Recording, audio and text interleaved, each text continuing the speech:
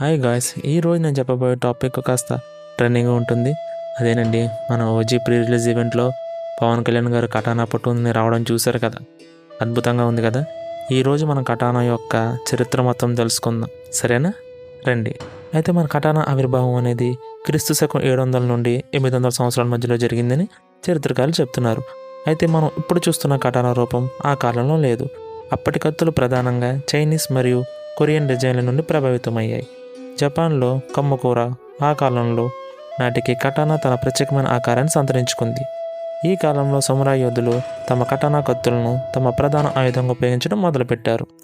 కటానా యొక్క స్వర్ణయుగం మారోమాచి మరియు ఆజూచి మోమోయమా కాలాలు ఈ సమయంలో కటానా స్వర్ణయుగంగా పరిగణించబడతాయి.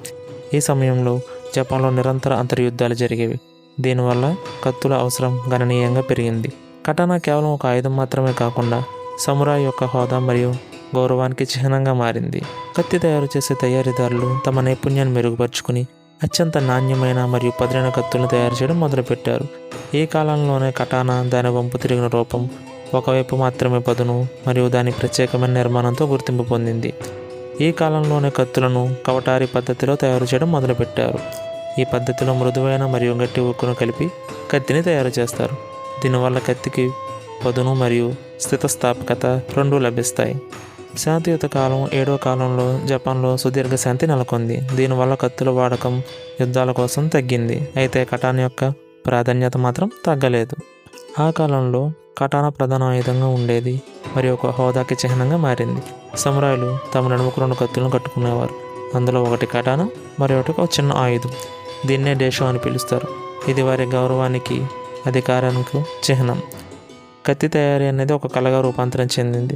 కత్తి తయారీదారులు కత్తిపై అలంకరణలు, చేతి పట్టులు మరియు ఇతర కళాత్మక వివరాలపై ఎక్కువ దృష్టి పెట్టేవారు.